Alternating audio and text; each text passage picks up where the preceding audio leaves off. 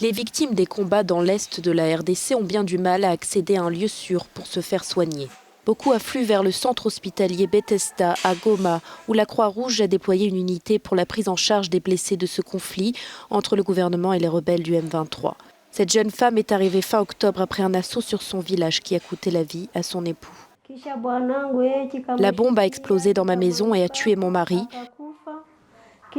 Il est mort, mais je m'en suis sortie avec de nombreuses blessures à la jambe droite dues aux éclats d'obus. La Croix-Rouge locale a essayé de m'emmener à l'hôpital, mais personne ne voulait me soigner parce que les infirmières fuyaient aussi. Depuis les attaques du 20 octobre, une dizaine de personnes sont parvenues à cet hôpital, mais la plupart des victimes sont encore bloquées dans leur village, faute de moyens pour se déplacer.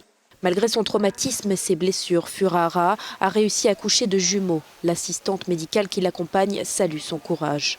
Après, on leur a proposé qu'on doit enlever les enfants parce qu'on devrait la mettre sur traction pour le traitement de la fracture au niveau des fémurs.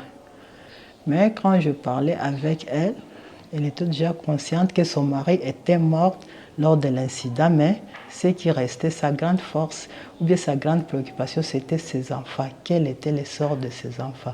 Selon l'ONU, au moins 23 000 personnes ont fui les affrontements du mois dernier. À cause de ces déplacements forcés, les humanitaires ont répertorié des cas de choléra et d'autres maladies à potentiel épidémique. Même s'il y a de blessés, je pense qu'ils ne vont pas avoir accès aux santé pour le moment.